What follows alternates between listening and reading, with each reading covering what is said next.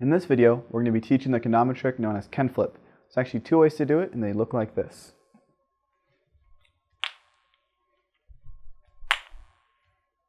Now, the first variation, you're going to hold the kendama in a modified Ken grip. So instead of holding it up by the hilt of the serrato, you're actually going to lower your hand down to what's known as the crown of the kendama, which is this protruding part right here. So you're going to put your thumb slightly above it, and your index finger is going to align on top of it, while the rest of your other three fingers holds the bottom of the ken. And this makes it easier to flip the kendama. So if this is your first time holding like this, make sure you practice holding the tama in your non-dominant hand and just flipping the ken in your dominant hand. That way you can grab it in that same adjusted grip every time, and it makes learning this trick a lot easier. So to start off, you're going to hold the tama at the end of the string right here, and you're going to be in your adjusted ken grip, and you're going to simultaneously pull up the tama and flip the ken.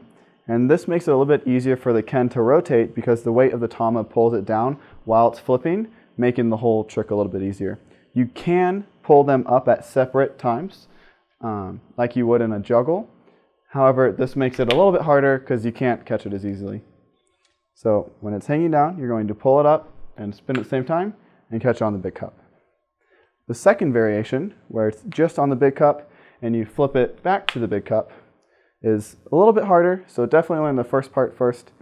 You're going to start it off with the tama on the big cup in your adjusted ken grip, and you're going to pop the ball up first this time instead of at the same time, because when you pop them at the same time, the ball up and pushing the ken down, you tend to throw the ken out a lot, and it just makes it easier to control everything in front of you.